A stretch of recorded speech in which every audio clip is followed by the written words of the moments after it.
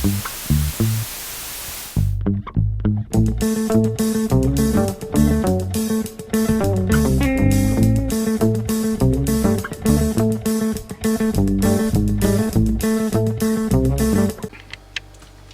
fermiers, amis fermières, bonjour, bienvenue à la ferme, bienvenue sur Cocotte TV. Aujourd'hui je vous présente une souris, vous l'avez sous les yeux, qui nous provient de la marque Gear, c'est écrit tout là-bas. La marque Gear, si vous nous regardez, on en a déjà parlé, par l'intermédiaire d'un clavier, le Rush G1, et en fait Gear c'est tout simplement la commercialisation proposée par la team Fnatic de ses propres périphériques. Alors évidemment ils ont été rachetés, puisque du côté du clavier on parlait un petit peu d'un Cupad ou d'un X-Armor, et là on va parler un petit peu de souris Funk et donc la MS2 voire la MS1 si mes souvenirs sont bons, que nous n'avions pas eu en test je crois. Elle a donc été rachetée et la voici, la voilà, sous le petit pseudo de Flick G1. Le clavier était un Rush G1, on reste dans le G1. Donc au niveau du packaging, mais vous vous en doutez, on va retrouver la même chose, du blanc, une souris largement représentée, le Gear sur le haut, le logo, au dos quelques explications techniques, les mêmes monsieur qui soulève la victoire. À l'intérieur, un peu plus d'explications techniques que pour le clavier, c'est pas mal. Donc la boîte chaude, j'ai de la mettre comme ça, tout simplement parce qu'elle est légèrement arrondie. Elle a pris un mauvais pli sur l'arrière, donc elle fait que tomber.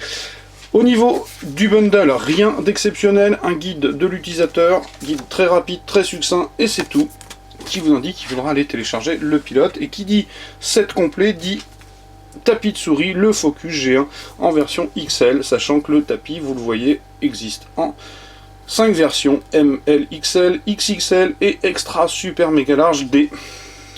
Pour être clair, je le présenterai à la fin, mais autant la souris est plaisante, autant le tapis est assez basique et n'est pas forcément exceptionnel. La souris en elle-même présente une bonne finition, il n'y a pas de souci. On a du soft touch sur la plus grande majorité de la souris. On retrouve juste un plastique assez granuleux sur la plaque châssis, vraiment cantonné à la plaque châssis, donc pas forcément de mauvaise qualité, c'est plutôt plaisant.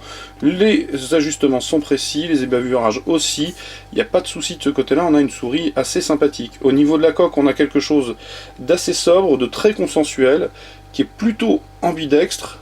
Maintenant, elle ne l'est pas réellement puisqu'elle dispose de boutons pour le pouce sur la partie gauche, donc voilà, ambidextrie un petit peu moyenne, mais de manière générale on a quelque chose qui tombe vraiment bien dans la main. Donc une coque, vous le voyez, pas forcément de grande décoration dessus. On remonte, on retrouve une fente avec un bouton circulaire, pardon, je cherchais le terme, qui va permettre de passer les DPI. Il tombe plutôt bien sous la main. Une molette assez sympa, basique, mais dans le fonctionnement très ferme, avec des crans très marqués, un défilement un peu freiné, pas du tout caoutchouteux. J'ai trouvé la molette véritablement sympathique à l'utilisation.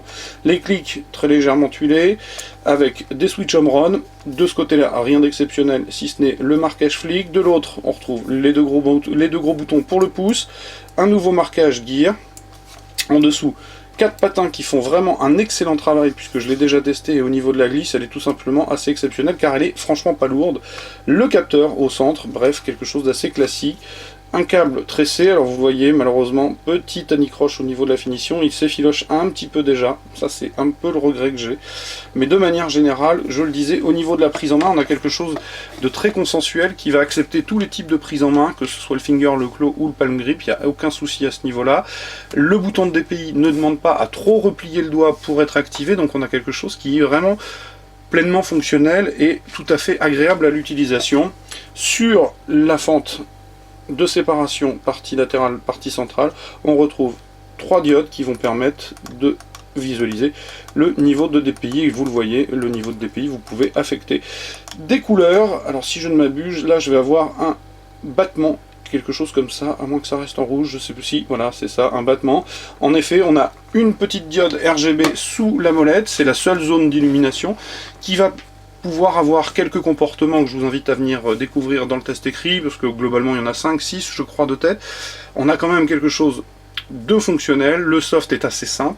Au niveau de la technique, on a un capteur Pixar 3310, alors le Pixar 3310 c'est aussi la même chose qu'un Avago.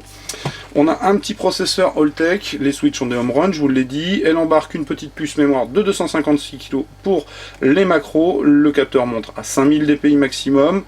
Il encaisse 30 G d'accélération, le pooling rate est à 1000 Hz. Évidemment, Le câble est gainé comme toutes les joueuses et se termine par un USB plaqué or qui est connecté pour que vous puissiez voir un petit peu les histoires de rétroéclairage. Donc on a une souris qui est tarifée 54,90 €, ce qui est un petit peu dans la moyenne haute, je dirais, c'est-à-dire un petit peu haut par rapport à ce que propose une souris sobre, simple, consensuelle comme celle-ci.